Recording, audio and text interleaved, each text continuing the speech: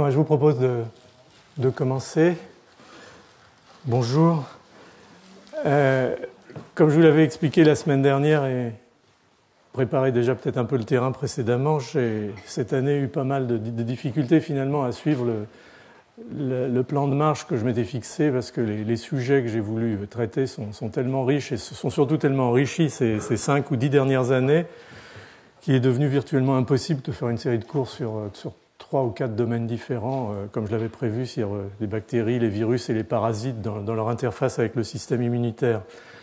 Donc ce que j'ai fait pour cette fois-ci, comme je vous l'avais laissé anticiper, c'est de vraiment compléter l'approche sur virus et système immunitaire, c'est-à-dire sortir des aspects, disons, trafic cellulaire, rôle du cytosquelette cellulaire et du piratage du cytosquelette cellulaire par les virus pour leur cycle d'entrée et de replication dans les cellules et de dissémination. Donc de rentrer vraiment dans l'interface avec le système immunitaire lui-même, ce qui est un bloc très très important. J'ai essayé de vous résumer et surtout d'insister sur les choses, disons, les plus excitantes au sens des stratégies utilisées par les virus et les plus récentes. Et comme d'habitude, vous aurez la plupart des références pertinentes ou quand les références sont trop nombreuses, des revues qui contiennent, si vous vous y référez, ces références pertinentes. Donc ça, c'est pour cette fois-ci. Vous aurez néanmoins de la parasitologie puisque le scientifique qui doit faire le séminaire aujourd'hui est Robert Ménard et vous parlera essentiellement des phases précoces de l'infection par plasmodium et en particulier les phases finalement de traversée de la peau et de premières interfaces avec le système immunitaire de cette partie du cycle du parasite qu'on appelle le sporozoïte, et vous verrez que c'est très riche en plus en imagerie dynamique. Et puis la semaine prochaine, je vous avais dit que j'allais laisser la thématique cancer pour cette année de manière à la reprendre l'année prochaine, parce que le thème du cours l'année prochaine sera inégalité vis-à-vis des maladies infectieuses, donc le cancer sera bien entendu un des éléments importants à prendre en considération. Et je voulais vous faire depuis longtemps, parce que finalement j'en ai jamais véritablement parlé depuis le début de ces cours, quelque chose sur les vaccins. Et je me disais qu'après avoir fait finalement 5 cours sur la façon dont les microbes se moquent du système immunitaire, je pourrais peut-être quand même vous faire un cours sur la façon dont l'homme se moque des microbes grâce au développement de vaccins et vous faire un petit peu une petite, non seulement revue de là où va le champ des vaccins, mais aussi de toute cette problématique d'acceptabilité, de personnalisation de la vaccination. Vous aurez néanmoins un séminaire sur le cancer, puisque Hilde Dereuse viendra vous parler des processus de cancérogénèse, en particulier gastrique, liés à Helicobacter pylori. Donc voilà comment j'ai essayé, je vous demande de m'en excuser, mais encore une fois, j'ai été un peu dépassé par mon sujet, de me rétablir et je tâcherai l'année prochaine de revenir sur les points que j'ai été amené à laisser de côté cette année. J'espère néanmoins que vous ne regretterez pas, parce que les virus, c'est comme ça, je parlais un peu vulgairement, si vous avez aimé les bactéries, vous allez adorer les virus. Donc ça, je ne vais pas vous refaire un quiz comme la semaine dernière, tout le monde sait que c'est un virus herpès. Et c'est simplement pour illustrer un petit peu mon propos, mais surtout pour dire d'emblée que lorsqu'on va commencer à parler de stratégie finalement d'évitement du système immunitaire par les virus de la famille herpès au sens large, herpès simplex, cytomégalovirus, Epstein-Barr, sont des maîtres dans l'art de manipuler le système immunitaire et ont d'ailleurs été bien souvent, entre guillemets, des précurseurs dans la découverte de ces mécanismes de manipulation du système immunitaire. Donc, au fond, quand on y réfléchit un tout petit peu, c'est évident que les virus sont passés maîtres dans la manipulation du système immunitaire. Et pour ça, il y a 2 raisons. La première, c'est qu'en termes d'organismes vivants, même s'ils ont besoin des cellules pour être vivants, ce sont sans doute les plus nombreux. Ce sont ceux qui ont la plus forte capacité finalement de modification et donc la plus forte capacité de répondre aux défis que leur lance éventuellement le système immunitaire de leur hôte. Donc on n'est pas très étonné au fond, compte tenu de cette exigence de vie en intimité avec les cellules, puisque les virus ne peuvent pas survivre en l'absence de cellules hôtes, ils aient finalement développé une myriade de stratégies, et on pourrait presque dire, sans exagérer, qu'il n'est pas une étape un nœud, une intersection, une voie de signalisation dans le système immunitaire qui ne soit ciblée par un effecteur d'un virus X, Y ou Z en fonction de nécessité, encore une fois, du fait de la coévolution et de la pression sélective pour ces virus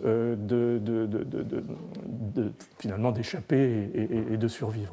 Alors, ce qui est très intéressant, on en avait déjà parlé, peut-être pour ceux d'entre vous qui n'étaient pas là, je peux juste le redire rapidement, c'est que, en fond, on n'aime pas être infecté par un virus, mais bien souvent, ça pourrait être bien pire qu'on ne l'imagine. Et en réalité, on est dans cette situation due à la coévolution d'équilibre et probablement peu à peu, si la coévolution continue, on va se retrouver avec des phénomènes de tolérance à ces infections virales.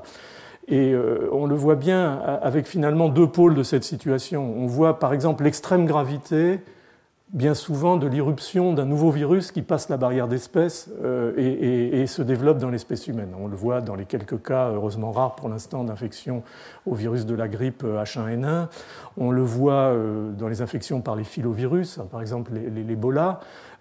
Ce sont des situations finalement où l'espèce humaine se retrouve brutalement confrontée à des espèces virales auxquelles elle n'était pas habituée, et le choc est généralement extrêmement violent, et finalement les individus vont éventuellement décéder, pas tant au fond du virus lui-même que de l'excès de réaction qu'ils vont imposer ou s'imposer pour éliminer ce virus.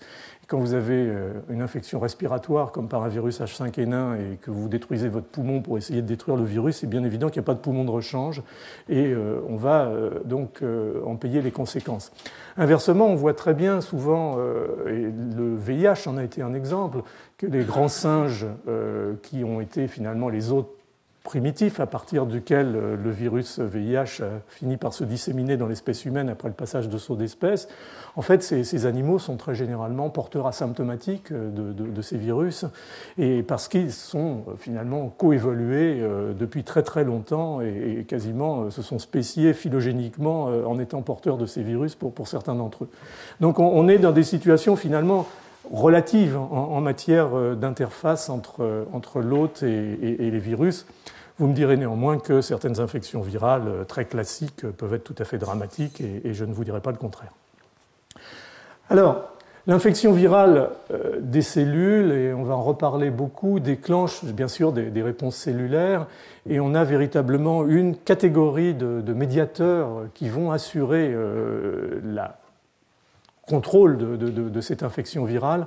On en reparlera X fois parce qu'en réalité, de facto, cette voie de signalisation qui amène à la production de ce médiateur qui sont les interférons de type 1 vont être encore et encore la cible d'effecteurs viraux pour essayer d'éteindre en fait cette réponse cellulaire qui va être délétère pour le cycle de réplication du virus.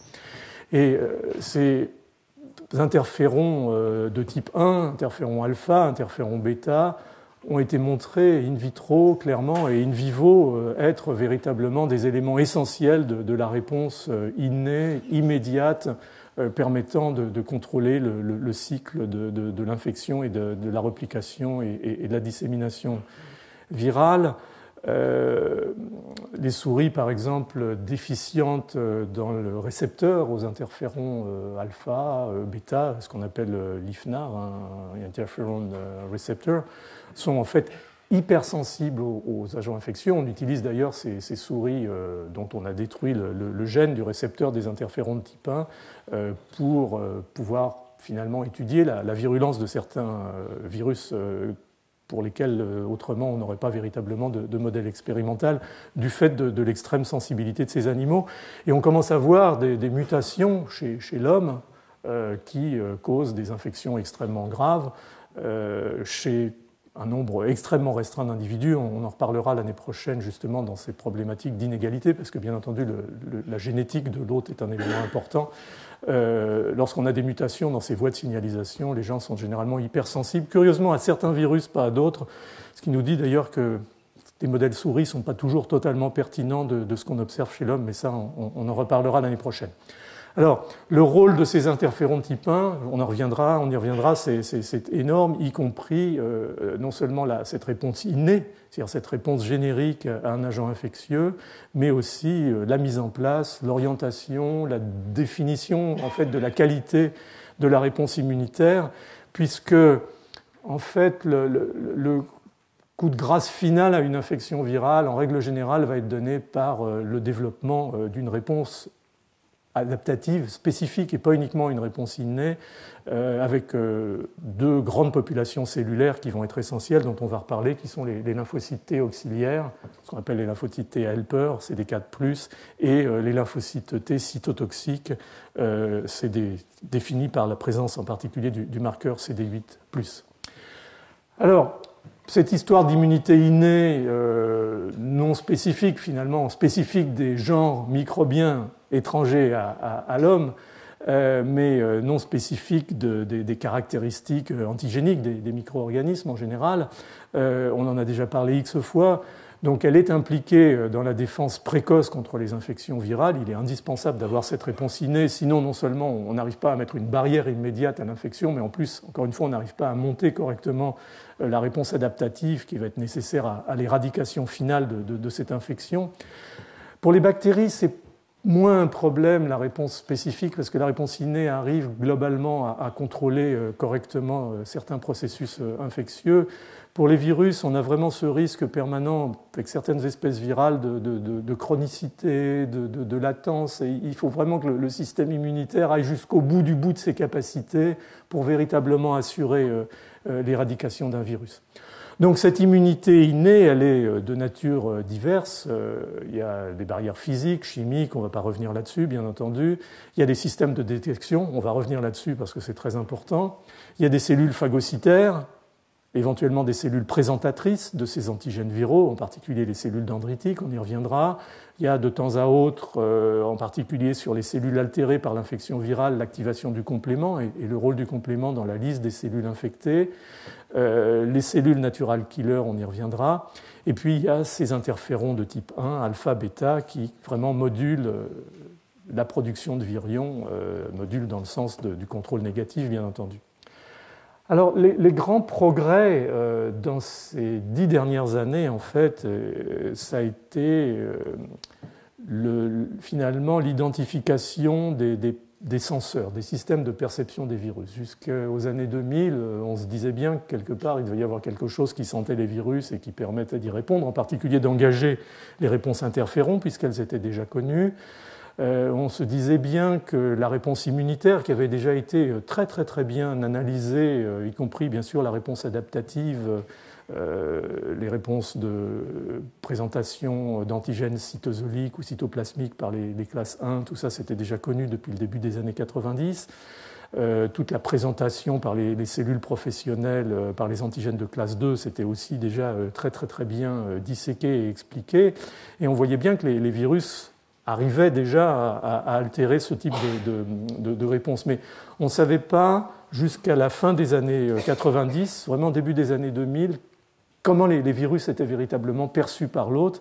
Et ça a été vraiment la première vague de découverte qui a été les toll-like récepteurs. On en a déjà parlé beaucoup, qui a amené, à partir de 1996, 97, 98, à identifier le fait que des produits bactériens, par exemple, étaient reconnus par TLR2, TLR4, mais qu'on commençait à anticiper que des virus probablement étaient aussi reconnus par ces systèmes, puisqu'on a très vite démontré qu'un certain nombre de récepteurs TOL, en particulier ceux qui étaient internalisés dans des vacuoles d'endocytose, comme TLR3, TLR7, TLR9, étaient capables de reconnaître des acides nucléiques, en particulier pour TLR3 du RNA double brin, pour TLR7 du RNA simple brin, et pour TLR9 du DNA non méthylé, qui plutôt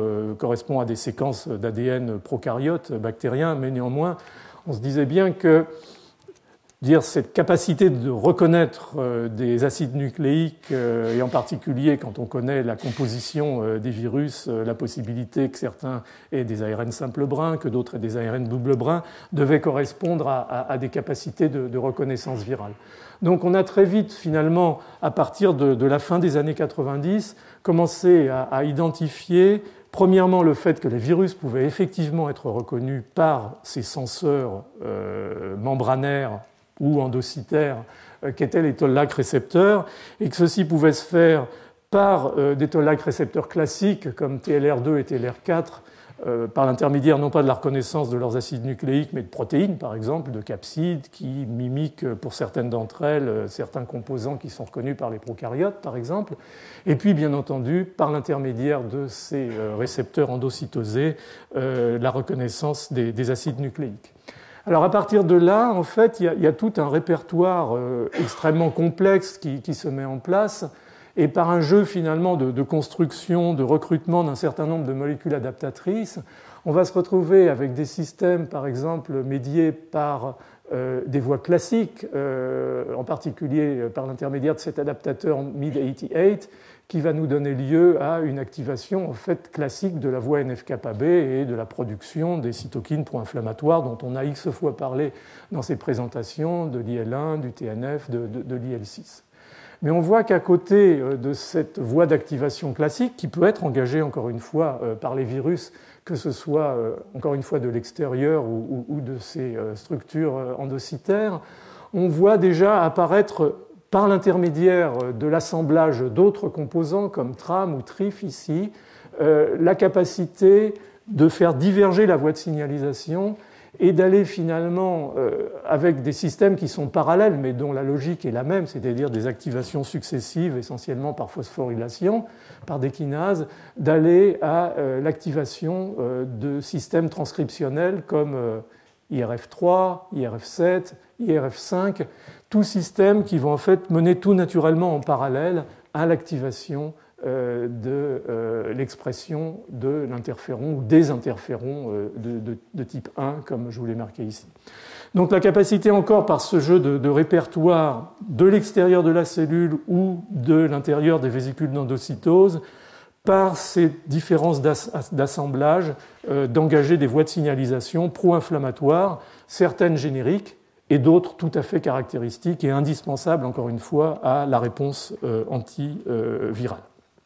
Alors, ce qui s'est développé à partir là plutôt des années 2000, c'est-à-dire à partir du moment où on a découvert, je vous ai déjà parlé un peu de la saga des molécules NOD, qu'il existait des senseurs intracytosoliques.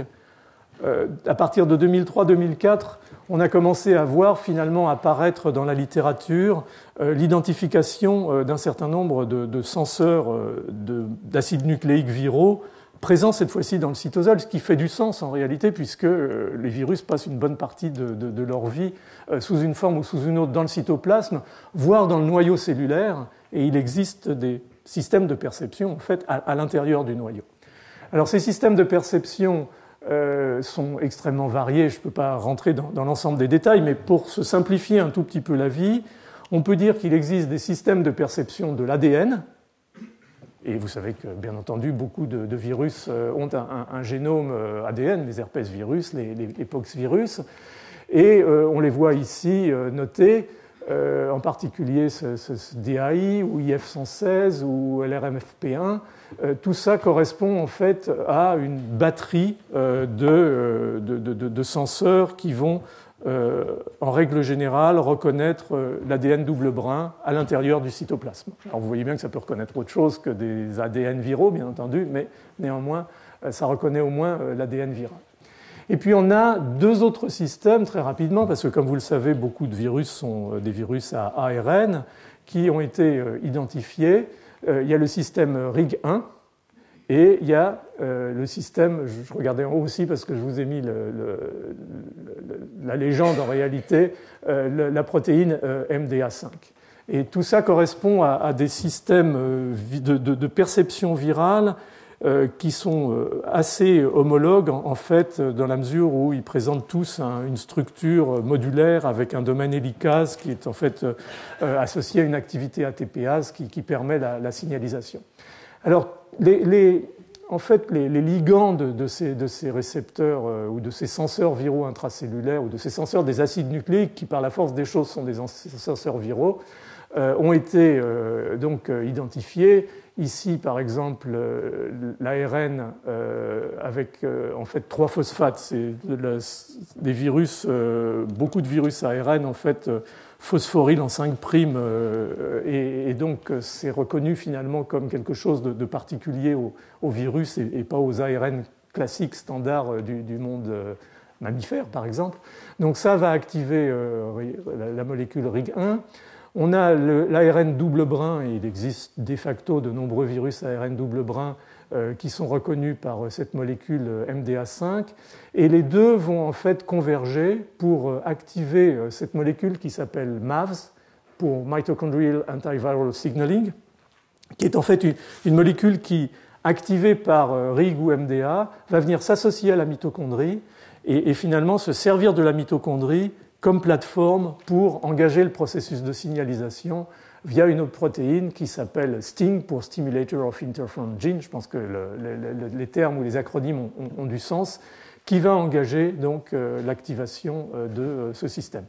Alors les senseurs de l'ADN, c'est en gros le même principe, sauf qu'ils entament une voie différente. Ils vont directement interagir avec STING ici, qui est en fait une protéine de signalisation qui est portée par l'appareil de Golgi, et par cette voie de cette kinase TBK1, TBK1, vont activer par exemple IRF3 et donc activer l'induction de cette production d'interférons de type 1.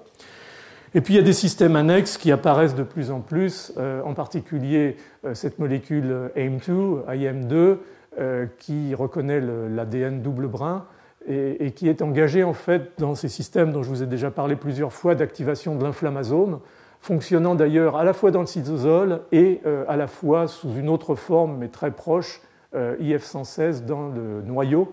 Et ces systèmes viennent s'ajouter finalement à cette panoplie d'expression qui permet à la fois de faire des cytokines inflammatoires classiques, en particulier l'IL1 pour l'inflammasome, et puis ces cytokines très particulières qui sont les interférons de type 1.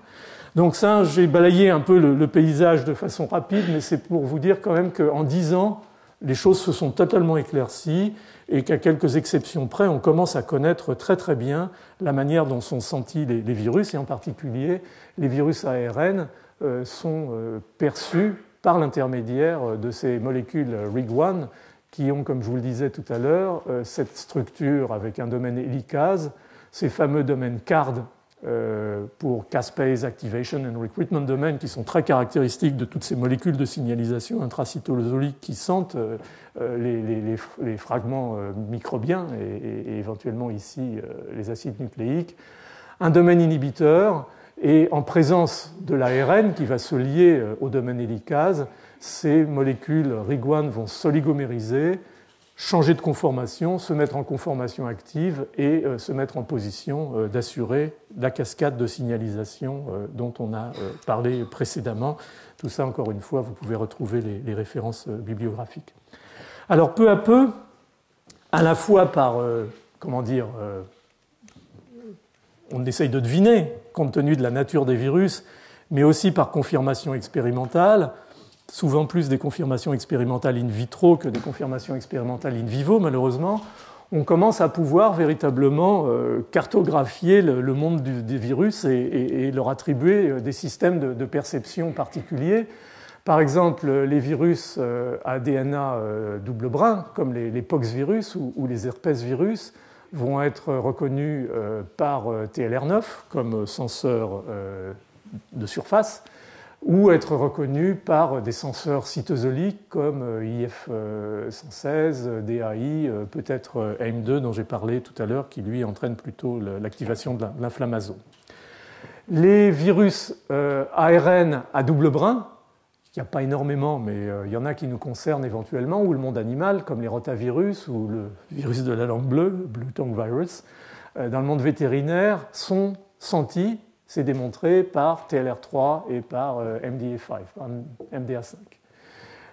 La grande population des virus à ARN simple brin, il faut la couper finalement en deux sous-populations. Ce qu'on appelle les virus à ARN simple brin positifs, sens positif, c'est-à-dire qu'en fait leur génome est quasiment d'emblée comme un ARN messager et peut être immédiatement traduit. Et ces virus ont en fait dans leur cycle replicatif une étape néanmoins de formation d'ADN double brin, et bien souvent c'est par l'intermédiaire de cet ADN double brin qui vont être reconnus, donc MDA et RIG vont être bien entendu les deux censeurs principaux de ce type de virus. Ça concerne les picornavirus comme les polios, le virus de l'hépatite A, les flavivirus comme la fièvre jaune, le virus de l'hépatite C, le virus West Nile, ça correspond quand même à un certain nombre de virus tout à fait importants dans notre interface avec le monde humain, disons.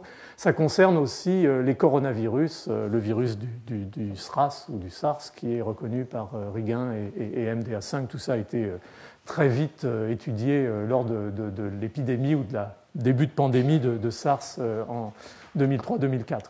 Les rétrovirus sont un tout petit peu à part parce que finalement ils jouent sur plusieurs tableaux dans la mesure où ils sont reconnus par TLR7, par TLR8 de par leur ARN, mais comme ils sont aussi une étape de rétrotranscription et qui peuvent aussi se présenter sous forme d'ADN intégré dans le génome, on pense qu'ils sont peut-être aussi reconnus par des systèmes de reconnaissance de l'ADN, mais ce n'est pas encore à mon avis, ou d'après ce que j'ai vu démontrer.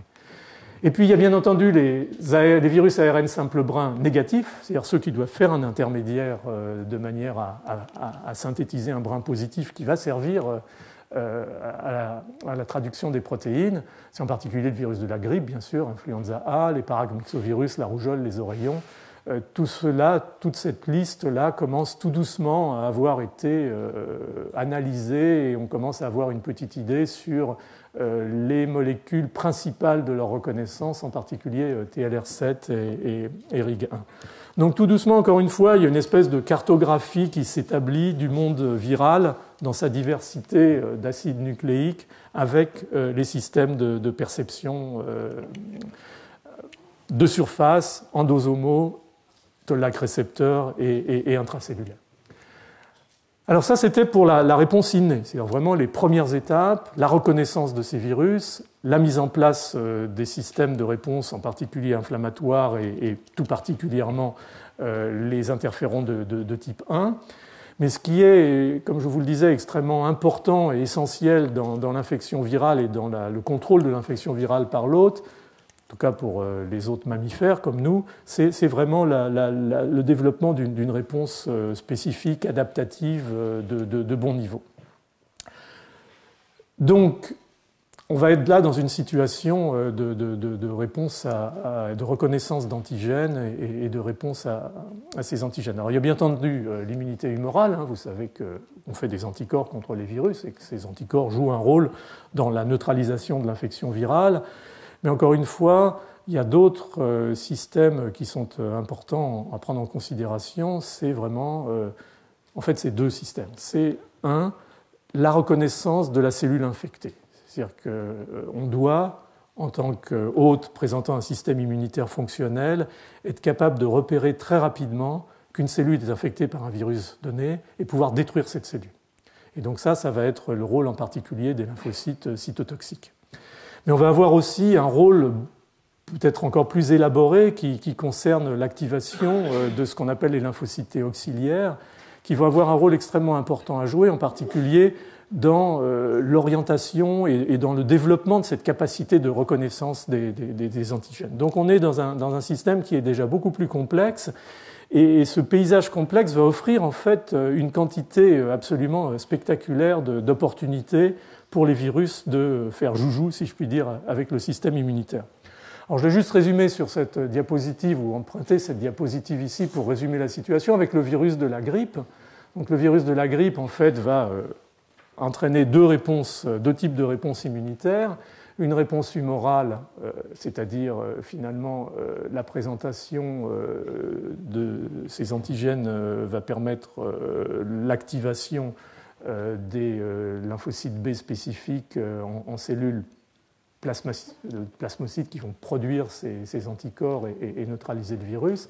Mais on a surtout toute la cascade de la défense cellulaire dont j'ai souligné l'importance, avec les cellules présentatrices d'antigènes, en particulier bien entendu les cellules dendritiques, qui vont permettre l'éducation des cellules T auxiliaires, c'est-à-dire celles qui ont la molécule CD4 et qui vont être capables de reconnaître par leur T-cell receptor, par le TCR, les épitopes présentés à la surface par les antigènes de classe 2 et activer ces cellules de manière à leur donner un rôle à la fois dans l'augmentation de cette activité de la voie humorale et de la production de lymphocytes, de la production d'anticorps, et puis bien entendu l'activation de la voie des lymphocytes cytotoxiques qui vont être boostés, puisque les lymphocytes cytotoxiques CD8, c'est en fait le même principe, mais ensuite leur activation va permettre de reconnaître à la surface, je vais revenir là-dessus,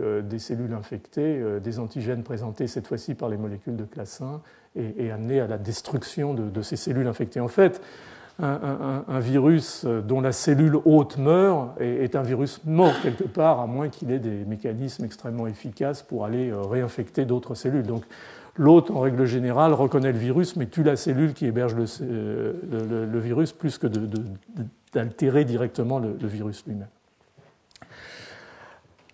Donc ça, c'est parmi les généralités un autre élément important à prendre en considération, car là se joue probablement un certain nombre d'événements importants dans l'issue de l'infection virale, et là aussi des éléments importants de régulation sont à prendre en compte. En fait, on a deux types d'infections virales, j'en ai parlé un petit peu rapidement auparavant. Il y a les infections aiguës, comme la grippe. Vous avez tous, à un moment ou à un autre, j'imagine, fait cette expérience un peu désagréable. Et puis les infections persistantes, comme par exemple les hépatites chroniques, virus B ou virus C. Donc les infections aiguës, la grippe, ce sont vraiment des situations qui sont marquées par en fait, un accroissement très très rapide initial du nombre de particules virales, associées à une activité cytolytique très très importante. Ce sont généralement des virus très cytolytiques. Et en fait, le virus va être assez rapidement, certes partiellement, mais assez rapidement contrôlé par la réponse innée dont je vous ai parlé, et ensuite, bien entendu, le complément de la réponse adaptative qui va permettre d'éradiquer les dernières cellules infectées. Donc là, on est dans un cas classique qu'on gère finalement plutôt relativement bien en règle générale. Le problème, c'est plutôt les infections persistantes, effectivement, en particulier les virus de l'hépatite B ou de l'hépatite C, l'hépatite chronique, dont on sait en plus que l'évolution prolongée peut finalement donner lieu à la survenue de cancer, vous le savez, pour le cancer du foie par exemple. Donc dans ce cas-là, malgré finalement une réponse immunitaire qui se développe, on est dans une situation où la production virale continue, même si elle est à très bas niveau, et va donner lieu à des signaux qui sont finalement responsables des troubles chroniques et éventuellement de certaines tumeurs. En fait, on a deux variantes dans ces infections persistantes. Il y a des infections qui peuvent être véritablement latentes, c'est un peu une extrémité du spectre des infections persistantes. C'est par exemple l'herpès, puisque après une phase de primo-infection herpétique, on va se retrouver parfois pendant des années sans aucun symptôme, et puis parfois avoir simplement l'expression par ces poussées d'herpès labio que vous avez peut-être vous-même expérimenté ou vu chez certains de vos proches. On a là finalement une réactivation relativement limitée, mais qui montre que le virus est toujours là, latent quelque part. Donc ça, c'est une situation qui est très caractéristique des virus du groupe herpès. Herpès simplex, cytomégalovirus, Epstein-Barr sont en fait des virus avec lesquels on vit toute notre existence et avec des épisodes plus ou moins désagréables de réactivation.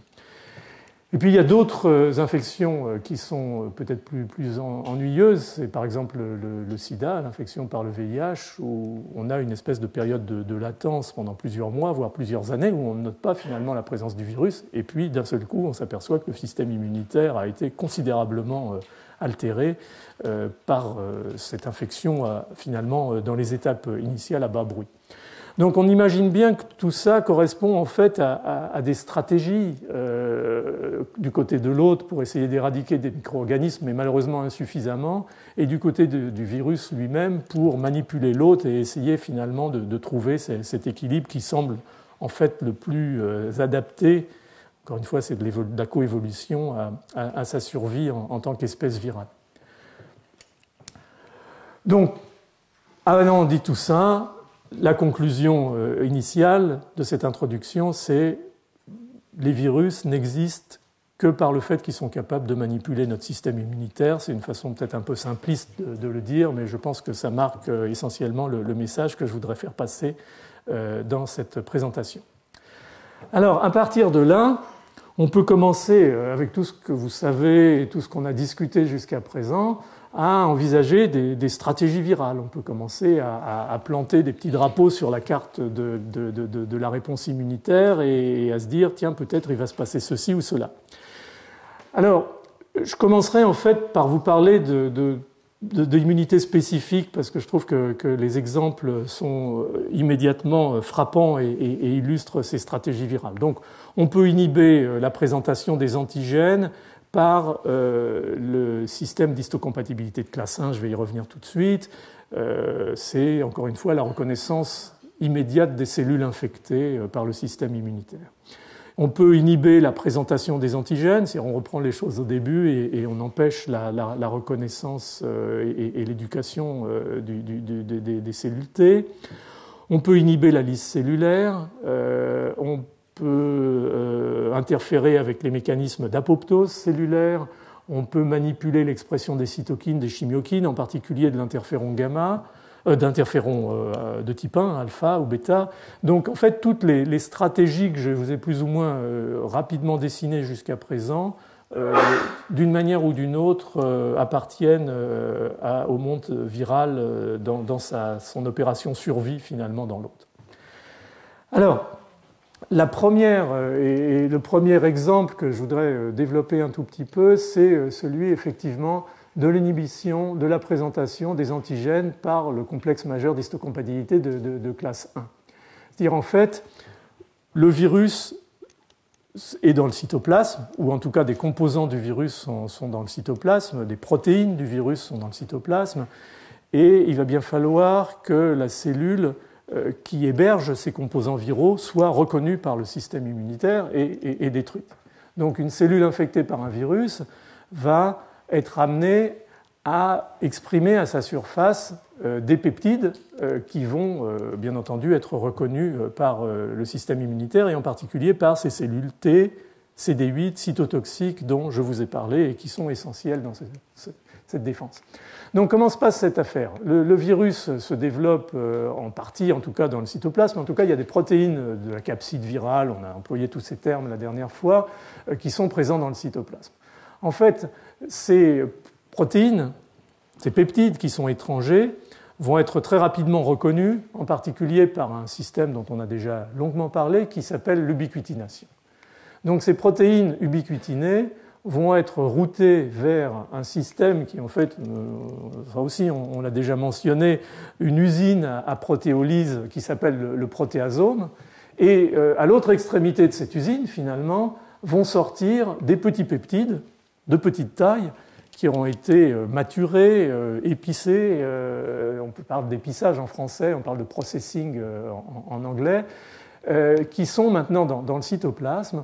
Et ces petits peptides, en fait, doivent rejoindre les antigènes de complexe majeur d'histocompatibilité de classe 1, qui sont, eux, dans le réticulum endoplasmique. On a parlé de ça le premier jour avec Guizhou van der Goot. Il faut trouver un endroit pour passer du cytoplasme à l'intérieur de ces compartiments.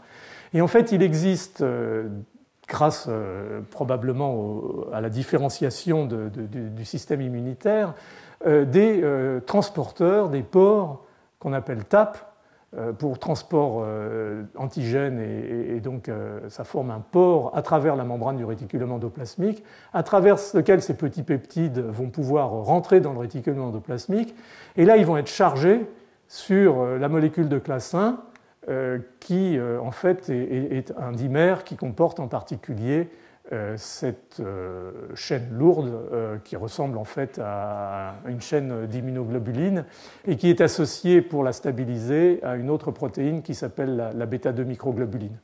Donc on a une espèce de petite vallée qui se forme là, dans laquelle finalement va s'exprimer la spécificité de la reconnaissance immunitaire et ne vont se mettre là en fait que les peptides reconnus après ce processing.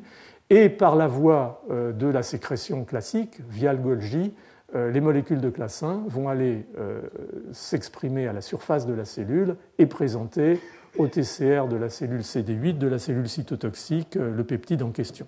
Donc c'est vraiment toute la boucle de reconnaissance par les cellules T d'antigènes viraux. Et en fait, la première étape, avant la destruction de la cellule infectée, qui va se faire par plusieurs mécanismes, en fait deux grands mécanismes principaux. L'un qui est l'expression à la surface de ces cellules de ce qu'on appelle le ligand de FAS.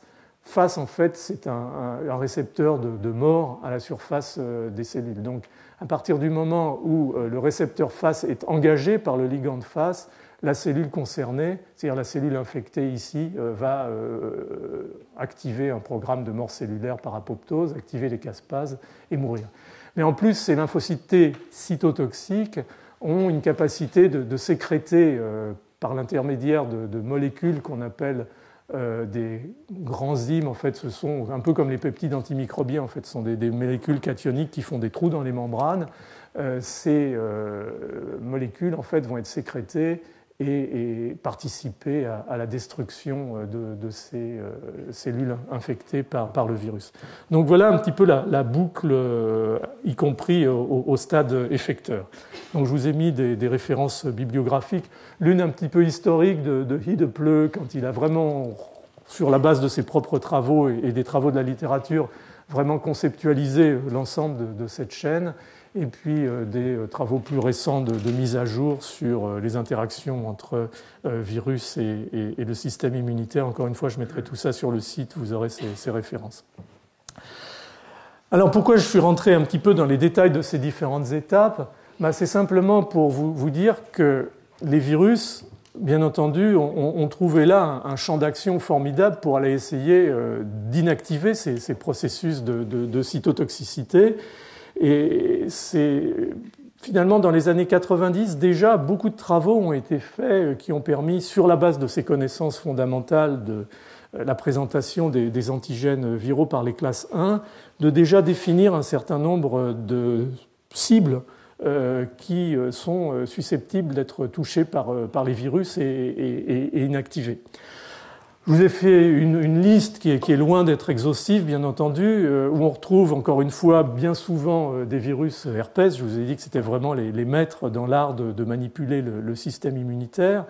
Par exemple, le virus d'Epstein-Barr a cet antigène A1 qu'on appelle EBNA1 qui contient des séquences riches en glycine et en alanine qui en fait vont inhiber l'ubiquitination de ces protéines dans le cytoplasme et empêcher leur dégradation dans le protéasome. Donc essentiellement ils vont bloquer l'épissage, la maturation des petits peptides et donc les empêcher, puisqu'ils n'existent pas par définition, de passer dans le réticulum et d'être chargés sur les classes 1. Il y a d'autres possibilités, elles sont listées avec les références bibliographiques, donc je ne rentre pas dans les détails. Une autre étape qui est tout à fait passionnante, je trouve, dans la subtilité des mécanismes d'interaction, c'est qu'en fait, un certain nombre de virus disposent d'effecteurs. Encore une fois, on est dans des virus ADN double brin avec 150, 200 gènes, donc ils ont la possibilité d'avoir accumulé un certain nombre de systèmes régulateurs négatifs qu'ils ont d'ailleurs bien souvent probablement piraté de la cellule eucaryote, c'est-à-dire repris des systèmes de régulation de la cellule eucaryote, des effecteurs de régulation qu'ils ont imbriqués dans leur génome et dont ils se servent pour réguler les systèmes à des stades qui concernent leur développement. HSV1, herpès simplex 1 et 2, par exemple, expriment une protéine, ce qu'on appelle immediate early, ce sont des protéines qui sont traduites assez rapidement et qui assurent le développement du cycle viral. Donc il y a une protéine qui s'appelle ICP47 qui en fait interagit, je vais vous montrer un schéma tout de suite après, avec les deux sous-unités TAP1 et TAP2 qui font le port à travers lequel les peptides vont pouvoir être transloqués depuis le cytoplasme à l'intérieur du réticulum endoplasmique. Et cette protéine a une affinité absolument phénoménale. Elle a une affinité de 10 000 fois supérieure à l'affinité des peptides eux-mêmes qui doivent s'associer à la partie cytoplasmique du porc avant d'être internalisés. Donc, une compétition en fait entre cette molécule virale qui va venir empêcher les peptides d'être transloqués et d'être chargés donc au niveau du réticulum endoplasmique. Alors ce transporteur TAP, c'est un transporteur disons classique dans ses origines, ce qu'on appelle des transporteurs ABC dont la fonction est activée par l'hydrolyse de l'ATP, donc il y a de l'ATP et une activité ATPase associée. Ici, on est dans le cytoplasme, dans le cytosol. Ici, on est dans le réticulum endoplasmique. Le système est ouvert en présence de la liaison avec les molécules d'ATP. Le petit peptide va venir passer ces deux domaines cytoplasmiques, s'insérer dans cette zone finalement définie par les deux domaines transmembranaires des molécules TAP1 et TAP2. Et l'hydrolyse de l'ATP, en fait, va amener l'expulsion de ces petits peptides à l'intérieur du réticulum endoplasmique. Donc là, pour un virus, c'est du pain béni d'aller finalement trouver des systèmes qui vont permettre de bloquer ce transport. Et au-delà des virus herpès dont j'ai parlé, beaucoup de virus à des degrés variables semblent être capables d'altérer ce processus. Et ils le font véritablement dans un système, encore une fois, où cette molécule, je vais peut-être passer à la diapo suivante, cette molécule ICP47, donc molécule produite par les virus herpès, a une structure très intéressante, parce qu'en fait, elle a un motif hélice, ici, une boucle et une hélice. Et ce motif hélice, boucle, hélice va lui permettre, en fait, de venir s'associer, je suis désolé, le marche moyennement, voilà. Va venir s'associer au niveau de la membrane du réticulum endoplasmique. Et en fait, à l'interface entre la membrane lipidique et les molécules TAP du transporteur, vont venir en fait, avec cette affinité énorme dont je vous ai parlé, 10 000 fois celle du petit peptide, bloquer en fait l'entrée des peptides à l'intérieur de TAP et empêcher bien entendu leur passage dans le réticulum et leur présentation. Donc des systèmes véritablement dédiés, très sophistiqués, qui permettent d'aller altérer la fonction d'un élément qui est finalement clé dans les présentations par les antigènes de classe 1. Alors, on a d'autres approches, si je puis dire, qui ont été utilisées par les virus, par les adénovirus, encore une fois, bien souvent par les virus de la famille herpès. Elles sont listées ici. Je voudrais quand même insister sur une qui m'avait d'ailleurs, il y a très longtemps, beaucoup frappé et qui nous a pas mal fait réfléchir sur les stratégies bactériennes, par exemple. C'est ce travail de Don Ganem à San Francisco et puis d'autres, en particulier Lehner en Angleterre, qui avait montré qu'un virus, qui est en fait encore un herpès virus, qui est l'herpès virus 8, qu'on appelle aussi Kaposi-sarcoma herpes virus. Vous savez, c'est ce virus qui en particulier, se développait de façon non contrôlée chez les patients infectés par le VIH lorsqu'on n'avait pas les trithérapies et qui donnait lieu, par cette prolifération dans les cellules endothéliales, à en fait une prolifération cellulaire endothéliale et ces espèces de lésions qui sont quasiment des lésions tumorales liées donc à ce virus et à cette prolifération. Alors, ce virus en fait, est capable d'empêcher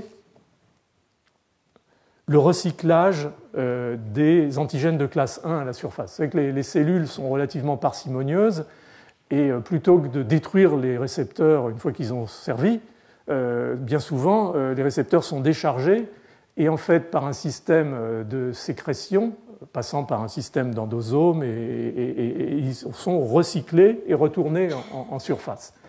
Et ce que fait, en fait, ça c'est une image de sarcome de Kaposi. Donc ce que fait ce virus, en fait, c'est de produire deux molécules qui s'appellent K3 et K5. Et ces molécules K3 et K5, en fait, sont des enzymes de transfert de l'ubiquitine.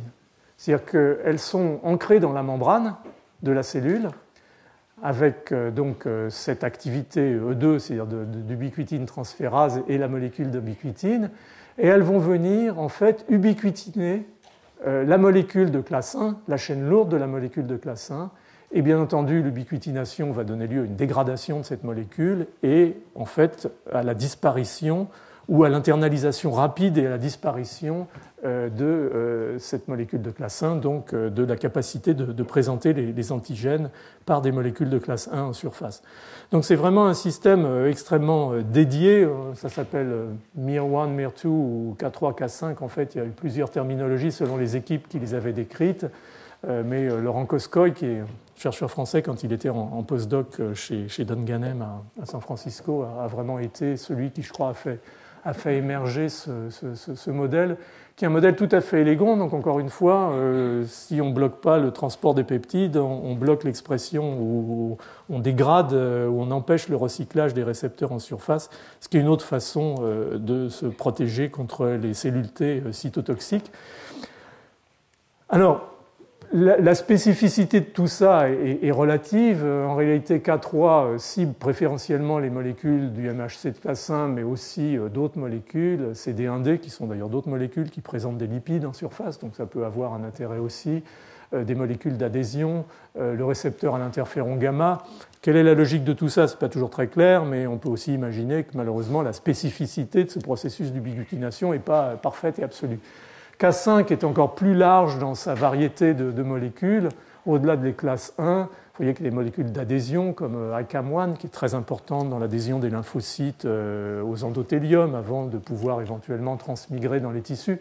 Enfin, vous pouvez vous rebâtir des scénarios à partir de tout ça qui vont au-delà. Pour les bactéries, on avait parlé plusieurs fois de méta-effecteurs. On est là aussi dans des méta-effecteurs en réalité, c'est-à-dire que ces effecteurs ne paraissent spécifiques que par le biais du fait qu'on a travaillé sur un système donné et que ce système, par exemple, est inactivé comme un classe 1, mais il ne faut pas oublier qu'un système d'ubiquitination de domaine cytoplasmique de récepteurs membranaires peut avoir bien entendu un effet beaucoup plus large et qu'à l'arrivée, la logique de tout ça n'est parfois pas aussi claire. Alors, dans la deuxième partie de cette présentation, je vais essayer à partir finalement des généralités que je vous ai offertes ici et puis d'un premier modèle qui est celui de l'échappement finalement à la présentation par les antigènes de classe 1 et donc l'échappement au phénomène de lyse cellulaire infectée par les virus par l'intermédiaire des lymphocytes CD8 qui est un élément essentiel dans le développement du processus. J'ai essayé de vous extraire et d'insister un tout petit peu avec quelques exemples à chaque fois sur des thèmes, disons, j'ai mis récents entre guillemets parce que certains sont relativement anciens mais réactualisés avec des découvertes plus récentes ou récents tout court parce que les découvertes remontent à simplement ces 5 dernières années. La première, c'est le fait que les virus antagonisent les mécanismes de mort cellulaire. Alors c'est logique parce que plus un virus va être capable de faire que la cellule qui l'infecte survit, plus il va pouvoir se repliquer, augmenter sa masse et donc devenir éventuellement plus infectieux de par le nombre de virions qui vont être à terme libérés par cette cellule. Donc ça paraît finalement relativement logique comme mécanisme et je vais vous montrer quelques exemples.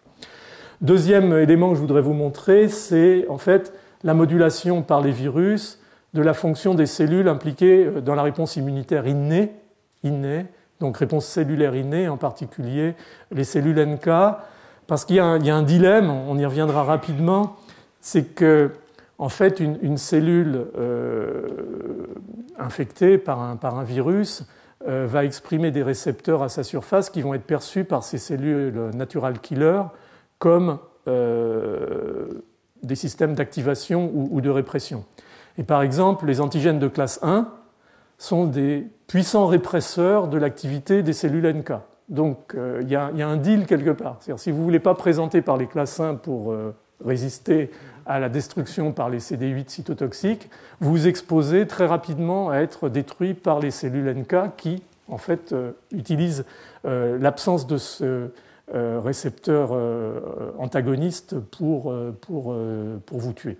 Donc on va revenir là-dessus parce que ce sont des domaines en pleine expansion à l'heure actuelle qui valent un petit peu le détour, je dirais, en termes de la qualité des expériences qui le montrent.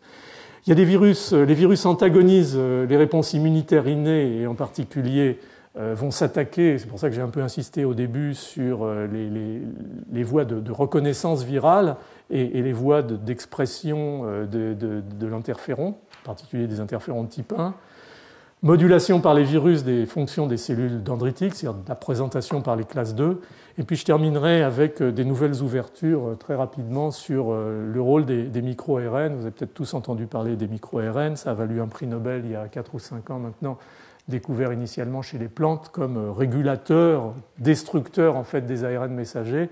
Ce qui est apparu il y a maintenant 8 ans, je vous montrerai le premier papier, c'est que les virus sont capables de faire eux aussi des micro-ARN et d'aller réguler à la fois leur propre développement, leur propre cycle dans la cellule et bien entendu la réponse cellulaire.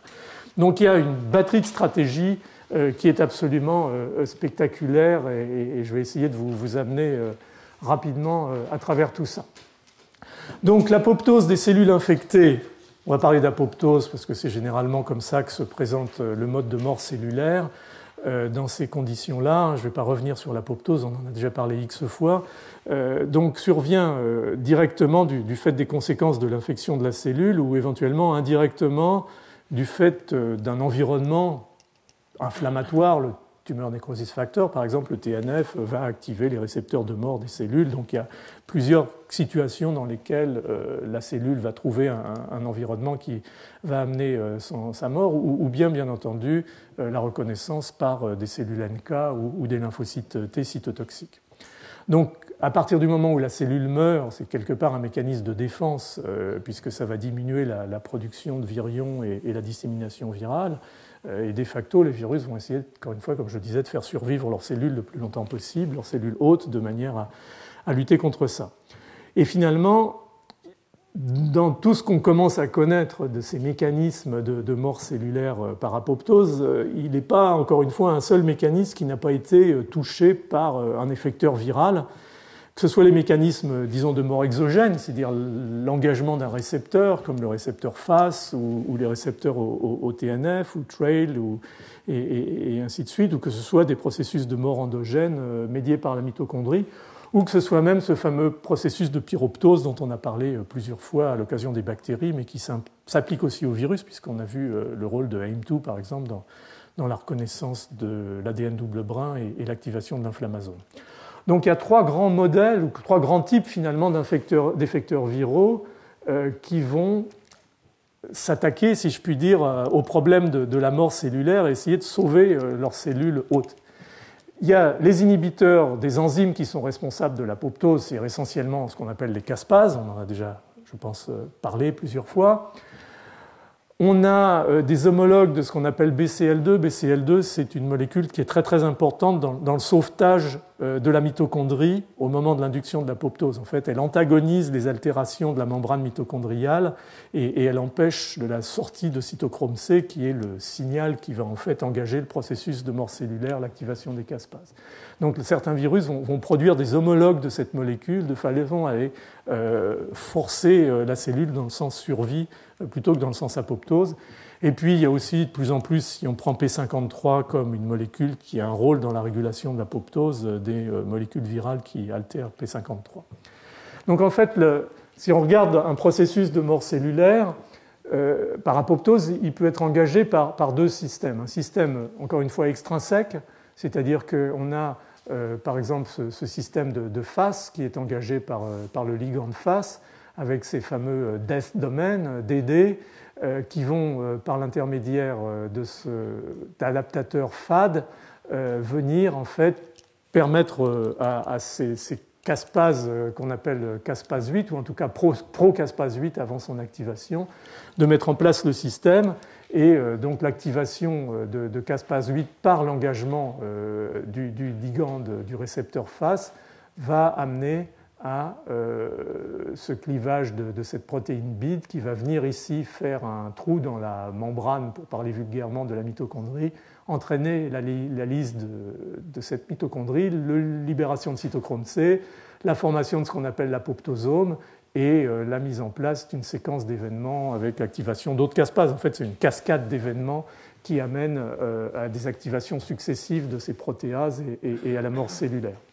Alors, gardez ce nom en tête, FLICE, qui correspond en fait, c'est un homonyme de caspase 8, et le fait que, comme toujours dans ces systèmes eucaryotes, je ne parle même pas de virus, on a des systèmes de contrôle, de rétrocontrôle, et en particulier une molécule comme FLIP, en fait, qui est un inhibiteur de FLICE, qui est donc un inhibiteur de caspase 8, qui permet de stabiliser un peu, éviter que caspase 8 soit activé en permanence et que toutes les cellules meurent.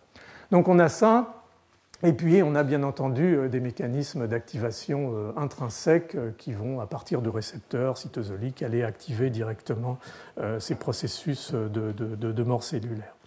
Donc on est dans un paysage en fait que les virus vont adorer essayer de perturber de manière à assurer la survie de la cellule. Et il y a une liste finalement qui s'allonge de plus en plus en fait de molécules virales qui vont être, par exemple, j'avais dit qu'il y avait 3 méthodes pour faire survivre la cellule, qui vont être des inhibiteurs de caspase. Par exemple, les poxvirus, ça a été historiquement d'ailleurs, je pense, le premier, le virus de la vaccine, produit une protéine qui s'appelle CRIM-A, qui est en fait un membre de la famille des serpines. Les serpines sont des inhibiteurs physiologiques des sérines protéases, donc des systèmes comme les caspases. Et donc, une fois de plus, probablement, c'est quelque chose qui a été piraté de systèmes cellulaires de régulation et incorporé dans le génome des poxvirus. Et donc, CRIM-A bloque, par exemple, l'activation de procaspase 8 et bloque l'activation de procaspase 1. Donc, tous les processus en aval sont arrêtés. Et caspase 8, vous avez bien vu que c'est l'essentiel pour la mise en place du processus, disons, d'activation extrinsèque de la mort cellulaire. Alors, CRIM-A est important parce que ça a été pendant très longtemps, nous-mêmes on l'a utilisé pas mal dans le laboratoire, une molécule qu'on exprimait sur un vecteur recombinant ou qu'on micro-injectait à l'intérieur des cellules pour bloquer justement la mort cellulaire, pour aller démontrer le rôle expérimental de l'apoptose dans tel ou tel système. Donc ça, ce sont des inhibiteurs directs, c'est-à-dire que ces molécules vont, en tant qu'inhibiteurs de sérine protéase, en tant que serpine-like, inactiver la maturation des procaspases en caspases. Et puis, il y a bien entendu des systèmes plus indirects. Je ne rentre pas dans les détails. Vous avez toutes les références bibliographiques nécessaires, parfois un petit peu plus complexes. L'une étant quand même tout à fait passionnante. C'est pour ça que j'insistais sur cette histoire de FLIP. C'est-à-dire que certains gamma herpès virus fabriquent des homologues de FLIP, ce qu'on appelle VFLIP, vous avez vu la semaine dernière, on en a parlé la semaine d'avant, je ne sais plus, de VSARC. En fait, ce sont quasiment des molécules eucaryotes extrêmement homologues aux molécules du mammifère, mais qui sont en réalité fabriquées par le virus et qui donc étaient d'une manière ou d'une autre, encore une fois, piratées par ces virus pour réguler la réponse d'apoptose. Donc ça, c'était le premier exemple. C'est-à-dire qu'on engage les caspases, on les empêche de s'activer et on arrête très en amont finalement le processus de mort cellulaire.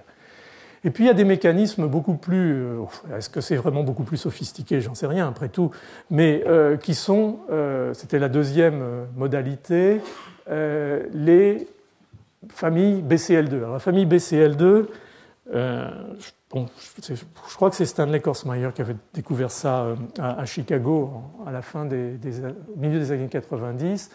Dès qu'on a trouvé l'apoptose, on a éventuellement essayé de trouver ce qui induisait l'apoptose ou ce qui neutralisait le processus apoptotique. Alors très curieusement, il y a toute une famille de gènes, en fait, la famille BCL2, qui code soit pour des molécules anti-apoptotiques, c'est-à-dire BCL2 lui-même en particulier, soit pour des molécules pro-apoptotiques. Alors c'est un peu difficile de sortir de tout ça parce que quand on vous parle de la famille BCL2, on parle de molécules qui soit sont des molécules qui vont activer la formation de ces pores membranaires qui permettent la libération du cytochrome C et l'activation des caspases, soit on parle de BCL2 lui-même, qui est une molécule qui va contrecarrer ce processus d'altération membranaire. Et donc, bien entendu, si un virus est capable de produire une molécule BCL2 anti-apoptotique, il va inonder, entre guillemets, la surface de la mitochondrie de cette molécule et empêcher en fait la libération de cytochrome C et l'engagement de la cascade apoptotique. Donc on est là dans un système qui quand même est très sophistiqué. Et une fois de plus, les éléments, les molécules comme BHRF1, BALF1 chez le BV, ou certaines molécules produites par HSV8 dont on vient de parler, sont encore une fois des molécules qui ont été littéralement, enfin des gènes qui ont été littéralement piqués par ces virus aux cellules de mammifères pour les réorganiser dans leur génome sous forme de système de défense antivirale. Enfin, de défense anti-immunitaire plutôt. Bon, et puis, j'ai mis des références, donc vous n'aurez pas de mal à les retrouver. Les virus peuvent aussi toucher P53, puisque P53, qui est le grand régulateur du cycle cellulaire, peut, dans certaines circonstances, engager les processus apoptotiques, et certains virus vont en fait altérer l'expression de P53 ou altérer en aval de P53 un certain nombre de cascades de signalisation. Je ne pense pas qu'il soit nécessaire de rentrer dans les détails parce que ça devient très vite assez saturant. Donc ça, c'était la première série finalement d'exemples et de stratégies où les virus vont, par des méthodes extrêmement sophistiquées, inactivation de la maturation des caspases, production de BCL2 inhibiteurs, empêcher la mort cellulaire. Alors, une façon de... Donc là, on était plus dans la mort cellulaire directe, c'est-à-dire la mort de la cellule infectée par le virus et le fait qu'elle finisse par être détruite. Bien sûr, la mort cellulaire, elle peut être causée par des effecteurs extérieurs. Alors, on a parlé des CD8 cytotoxiques et la façon dont le virus pouvait traiter cette problématique des lymphocytes CD8 cytotoxiques. Je voudrais juste vous parler rapidement des cellules NK, parce que les cellules NK, on n'en parle pas beaucoup. On appelle ça sont des cellules natural killers. Ce sont vraiment des cellules qui sont en première ligne dans la défense antivirale, ou en tout cas dans la destruction des cellules infectées par les virus. Ce sont vraiment des cellules de la défense innée dédiées largement à ce type de travail, si on peut dire. Et ce qui est tout à fait intéressant, comme je le mentionnais très très rapidement, c'est que ces cellules s'activent ou se désactivent sur un système dual. C'est-à-dire qu'elles vont reconnaître à la surface des cellules qu'elles engagent, des cellules cibles, à la fois des récepteurs activateurs qui vont leur dire « vas-y, active-toi et tue cette cellule », et des récepteurs inhibiteurs qui vont au contraire atténuer cette capacité ou bloquer cette capacité de destruction cellulaire. Alors, ces cellules NK, qu'est-ce qu'elles font? En fait, elles produisent des molécules en fait, de destruction cellulaire, comme celles dont on a déjà parlé tout à l'heure pour les lymphocytes CD8 cytotoxiques. En même temps, c'est souvent des très très forts producteurs d'interférons, en particulier d'interférons gamma, donc elles jouent leur rôle à la fois de cytotoxicité et de régulation et d'engagement de la réponse immunitaire. Donc les cellules infectées par les virus, et de facto les virus eux-mêmes, vont essayer de jouer, entre guillemets, avec cette dualité expression de récepteurs activateurs, expression de récepteurs inhibiteurs. Et bien sûr, le virus gagnant, c'est celui qui va être capable d'empêcher les récepteurs activateurs d'activer les cellules NK et d'induire des récepteurs inhibiteurs le plus possible. Et comme parmi les récepteurs inhibiteurs très efficaces, il y a les antigènes de classe 1, on revient très vite à ce que je vous avais dit antérieurement.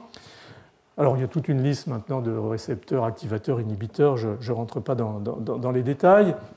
Mais, bon, on avait dit que, finalement, pour éviter la reconnaissance par les cellules T restreinte par le MHT de classe 1, de nombreux virus, finalement, régulaient négativement l'expression du MHC de classe 1. Je vous ai montré un certain nombre de stratégies, y compris ce système d'ubiquitination avec les protéines K3, K5 de HSV8. Donc tout va bien, la cellule est protégée de ces lymphocytes cytotoxiques, puisque pour une façon ou pour une autre, les antigènes de classe 1 ou les peptides présentés par les antigènes de classe 1 ne sont pas là. Le problème, c'est qu'on est là dans une situation, si on n'exprime plus des antigènes de classe 1, on a supprimé de la surface de la cellule ce qui était finalement la famille majeure d'inhibiteurs des cellules NK. Et on se retrouve dans une situation qu'on appelle missing self-recognition, qui est le fait que certes on gagne du côté des cytotoxiques, mais on perd du côté des NK. Et ça vous prouve une fois de plus que finalement les stratégies des micro-organismes sont probablement, c'est dur pour eux, parce qu'il faut qu'ils jouent avec des choses qui peuvent être éventuellement antagonistes. Alors comment ça va se passer ? En fait, il y a toujours, bien entendu, des failles dans le dispositif. Un certain nombre de molécules de classe 1 ne présentent pas l'antigène, vont être éventuellement moins sensibles à ces processus de régulation négative par un certain nombre de systèmes de régulation. Certains virus vont en fait diminuer l'expression des classes 1, comme on vient de le dire, mais le compenser par l'induction de l'expression d'autres sous-classes d'antigènes de classe 1, en particulier qui sont les HLA-E, qui en fait sont des cellules qui présentent uniquement les peptides signaux des protéines quand la protéine est sécrétée, passe dans le Golgi, en fait elle est sécrétée, les peptides signaux vont être éliminés, mais ils sont eux aussi présentés, mais ça représente une catégorie extrêmement limitée, et donc peu de cellules vont être concernées. Du coup, de surexprimer ce genre de molécules va permettre de calmer les NK, et puis en même temps, ne va pas trop gêner finalement la réponse immunitaire, puisque ça concerne que des petits fragments de protéines. Donc on a des espèces de jeux extrêmement subtils, extrêmement pervers, où le virus de la dengue, par exemple, va lui carrément augmenter l'expression des antigènes de classe 1 en surface, de façon à inhiber l'action des NK. Ça veut dire probablement que dans le cycle de ce virus, il est beaucoup plus important pour lui en fait, de se défendre très tôt contre les cellules NK que d'ensuite engager des processus plus compliqués en la phase de la réponse adaptative. Il y a bien entendu le processus du missing self qui est là l'échec total pour le virus, puisque les cellules de classe 1 ne sont pas exprimées en surface et là la cellule va être tuée. Et puis il y a cette possibilité en fait de switch où on va remplacer les molécules de classe 1 par d'autres molécules de classe 1 moins susceptibles d'assurer cette fonction inhibitrice. Donc vous voyez un peu la complexité des systèmes et finalement la diversité qui est induite par ces phénomènes de coévolution et de nécessité de survie. Tout ça est bien entendu complètement darwinien. Donc à partir de là, on a un certain nombre de stratégies qui peuvent se décliner en plus de ce jeu subtil d'expression des antigènes de classe 1. Et certains virus, par exemple, comme le cytomégalovirus humain, fabriquent en fait des leurres, c'est-à-dire qu'ils fabriquent des faux antigènes de classe 1 qui vont exposés à la surface des cellules qu'ils infectent, de manière à ce qu'ils agissent en finalement récepteurs inhibiteurs reconnus comme tels par les cellules NK et ainsi de suite. Je dirais, les surprises ne manquent pas. Donc, encore une fois, je vous ai mis un certain nombre d'exemples. Je ne vais pas prendre ou détailler. Ils seront sur le site et vous aurez toutes les références bibliographiques nécessaires.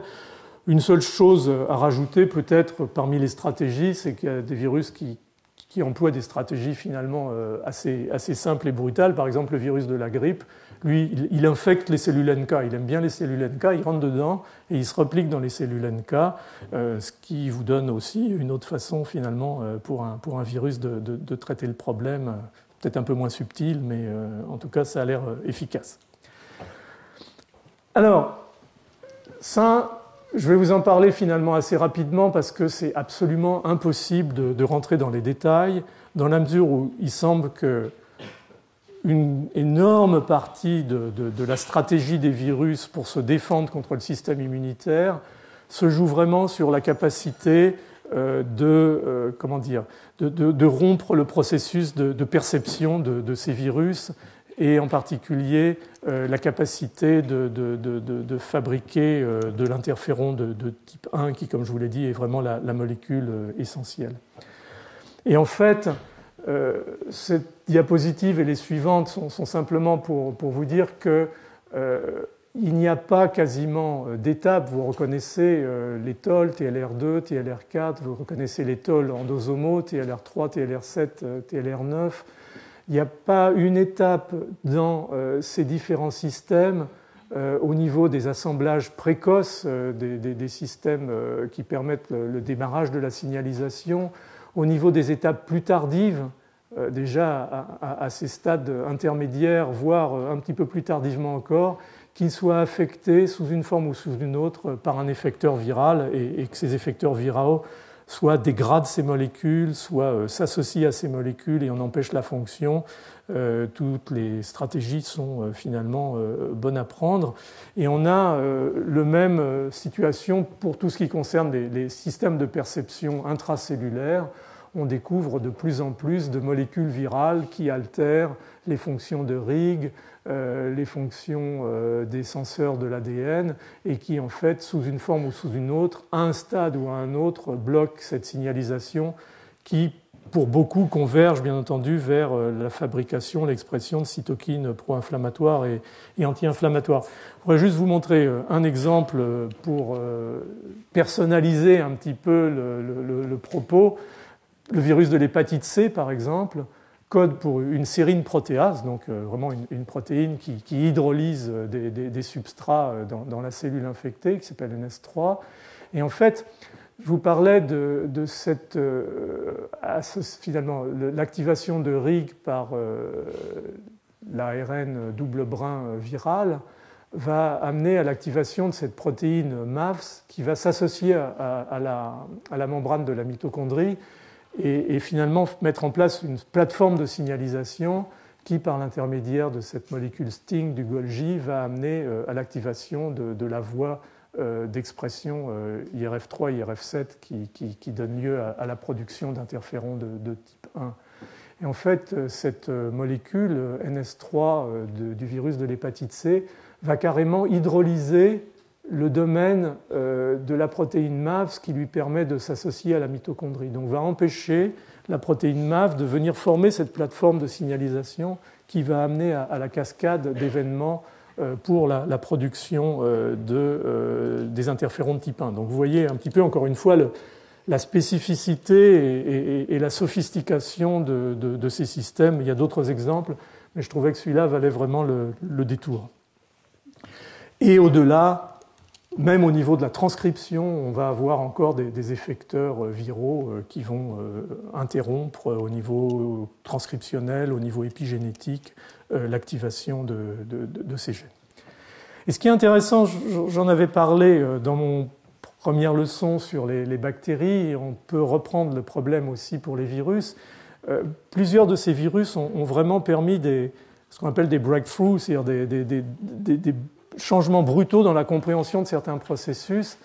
Et grâce finalement à la sophistication et à un caractère extrêmement dédié et spécifique de certains de leurs effecteurs, ont permis de mettre en selle des protéines, des systèmes qu'on pensait être plutôt en général redondants ou de très faible importance.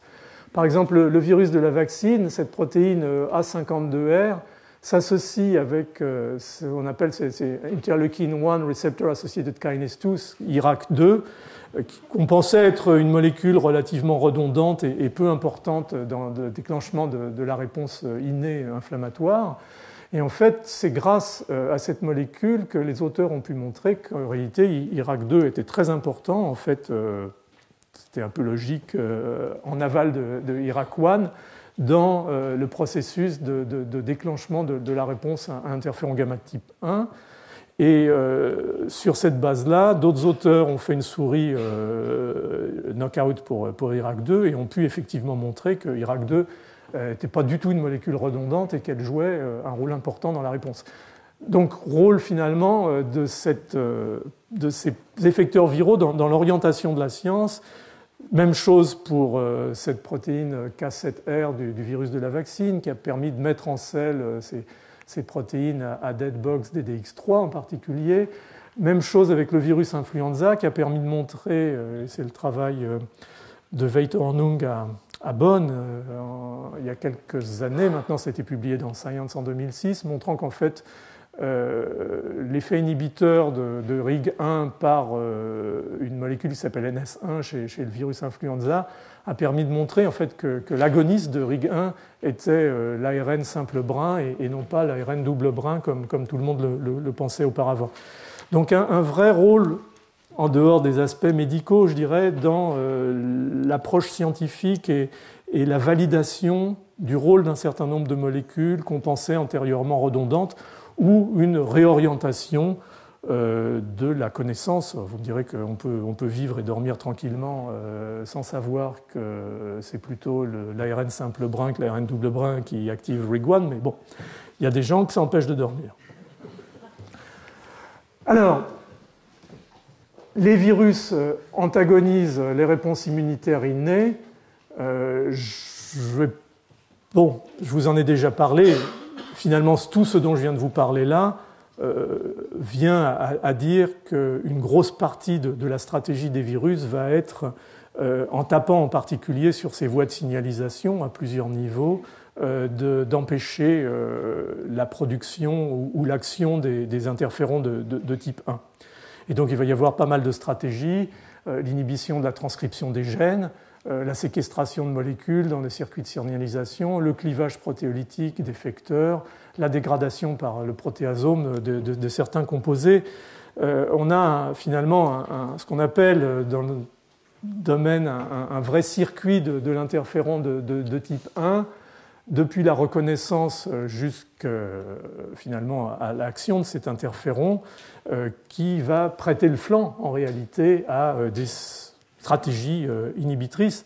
Je vous montre simplement cette diapositive pour vous dire que les interférons de type 1, c'est extrêmement difficile ça induit l'expression de centaines de gènes au niveau de la cellule, et un certain nombre, bien entendu, ont du sens par rapport à la réponse anti-infectieuse, à la réponse innée.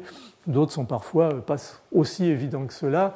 Mais pour vous dire tout de même que, activer les voies d'interférons de type 1, c'est un vrai tremblement de terre pour tout ce qui concerne le profil transcriptionnel de la cellule, et c'est la façon de mettre la cellule sur la voie de la réponse antivirale. Donc tout ça, finalement, justifie tout ce que je vous ai dit antérieurement sur la manipulation du système immunitaire.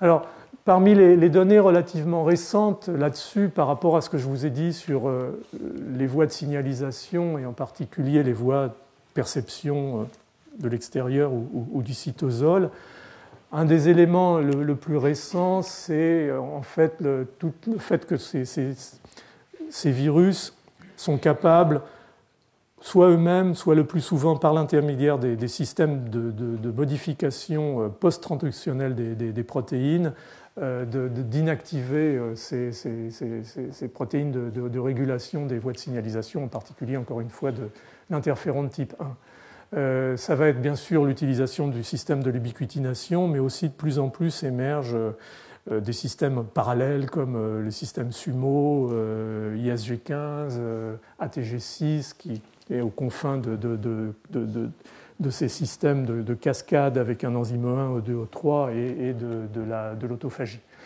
Donc tous ces systèmes sont concernés, et juste j'ai essayé encore une fois de cartographier les systèmes de reconnaissance à la fois intracytosoliques et les systèmes médiés par TOL par exemple, et on retrouve, je les ai rajoutés là sur ce schéma, quasiment à toutes les étapes, au moins un effecteur viral qui va, par exemple, pour influenza A, bloquer RIG, pour la protéine P de la rougeole, bloquer l'activation de TRAF6, la fièvre porcine, les rotavirus, en particulier la protéine SFP1, bloquent IKB-alpha, et ainsi de suite. Vous avez vraiment peu d'éléments, et encore, probablement, c'est parce que ça n'a pas été découvert, qui ne sont pas la cible, y compris dans des étapes relativement tardives et sur les cellules sensibles, parce qu'une cellule va produire des interférons de type 1, et par un effet autocrine ou paracrine, d'autres cellules vont être sensibles à l'effet de ces interférons de type 1,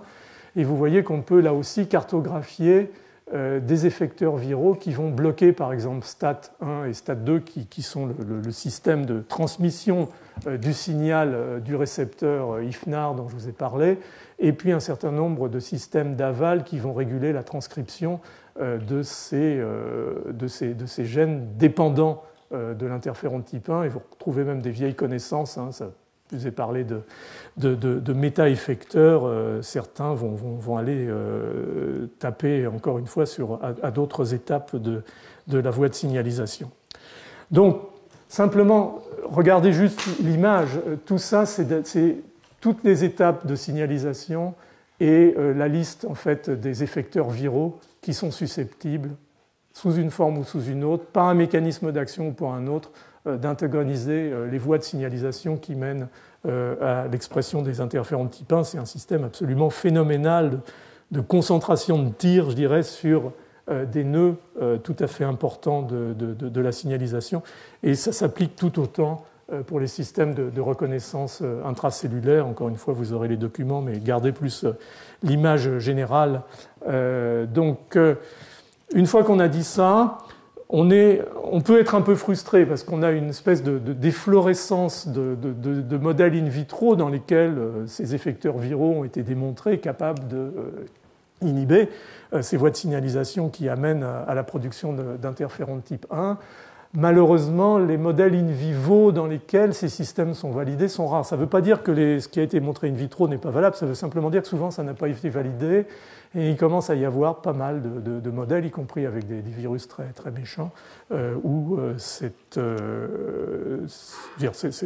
la réalité in vivo du rôle de ces effecteurs viraux dans l'augmentation de la production, par exemple, de virions par l'animal infecté a été véritablement démontrée, et son effet éventuellement sur la mort de l'animal ou sur la pathologie.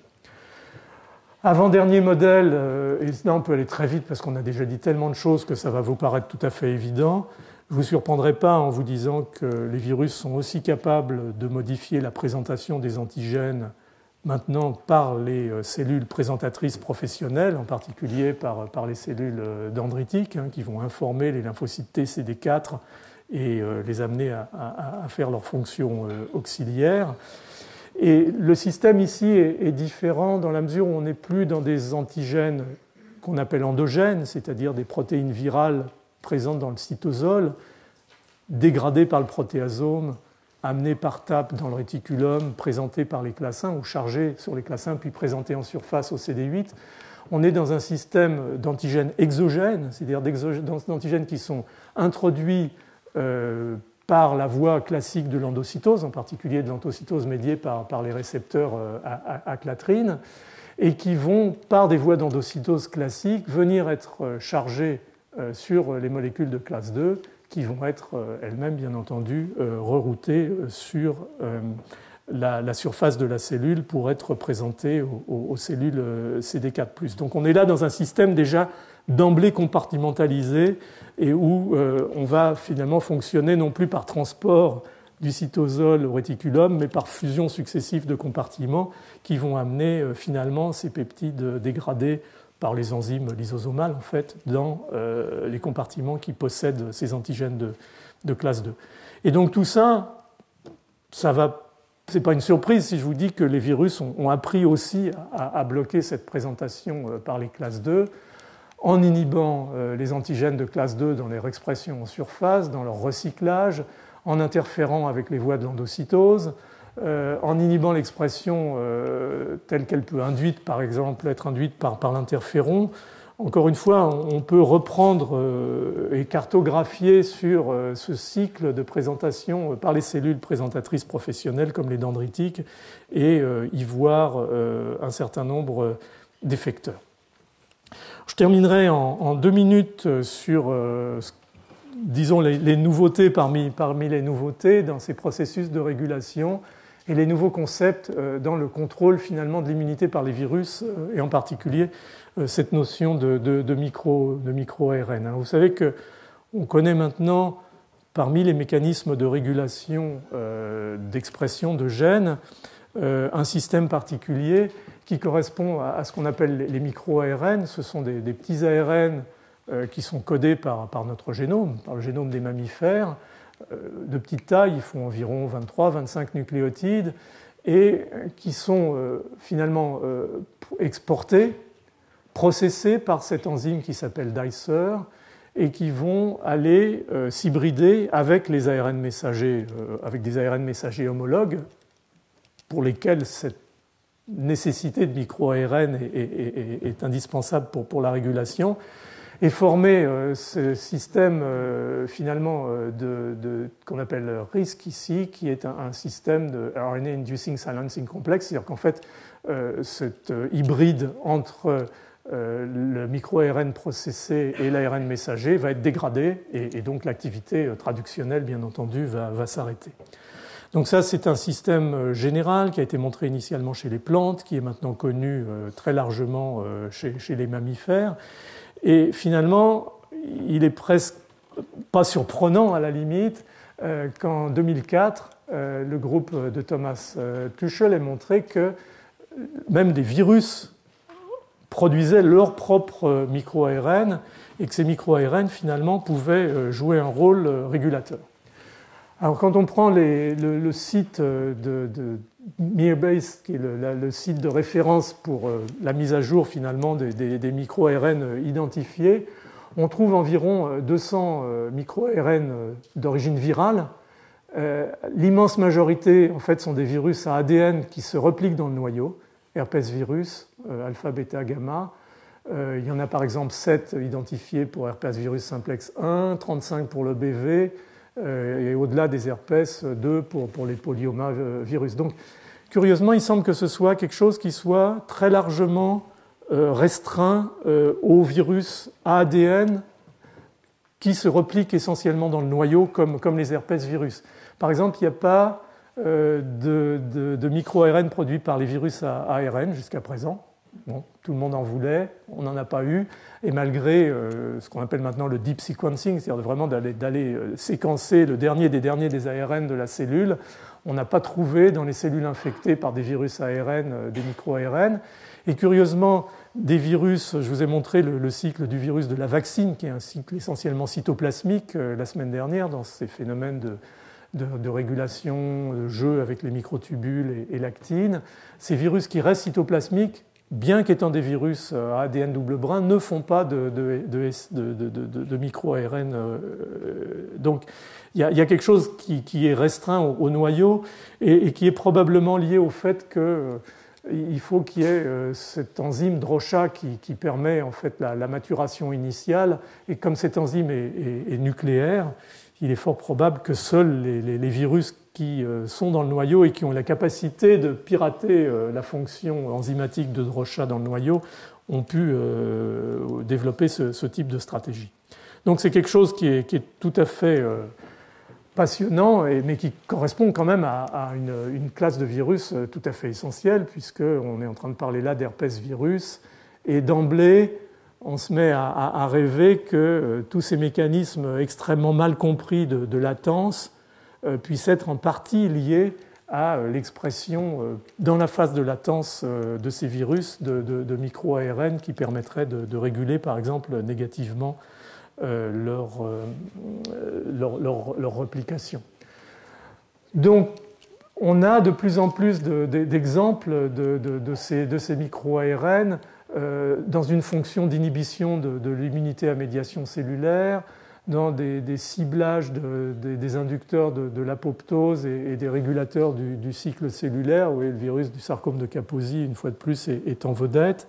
Et puis toute cette possibilité finalement que dans la latence virale, le virus puisse avoir une action sur lui-même, dans la régulation négative d'éléments importants dans l'induction de sa replication, et puis bien entendu dans ce jeu subtil avec le système immunitaire où ce virus peut jouer un peu sur finalement des mécanismes de switch on and off qui vont lui permettre, comme par exemple le cytomégalovirus, de réprimer un gène transactivateur en fait, qui induit le passage latence cycle lytique. Donc on est là vraiment dans une régulation au niveau même du virus. Donc on est dans une situation où on voit de plus en plus de ces virus à replication nucléaire, comme les herpès, à la fois par ces micro-RNA réguler leur propre transcription en dégradant un certain nombre d'ARN, dont certains sont sans doute importants dans le cycle viral, et puis en éventuellement allant aussi réguler un certain nombre de fonctions cellulaires, comme les fonctions de cycle, les fonctions d'apoptose, les fonctions d'équilibre immunitaire qui permettent cette espèce de statut qui est la latence, et ainsi de suite. Ça, c'est vraiment un domaine qui est en pleine explosion.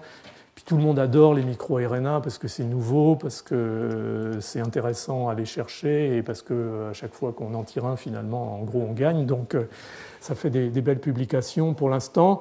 Ça durera ce que ça durera, mais c'est néanmoins vraiment un nouvel angle de compréhension de la régulation qui est vraiment au cœur des messagers, et on peut imaginer l'importance que ça peut avoir. Donc je terminerai là-dessus.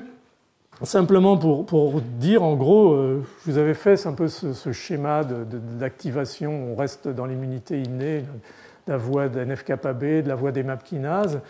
Et on s'aperçoit de plus en plus, si encore une fois on cartographie des régulateurs, que virus et bactéries pathogènes, c'est un peu le même combat. Hein. On a des systèmes qui régulent la réponse des molécules TOL, des systèmes qui régulent la réponse à ces senseurs intracytosoliques chez les virus.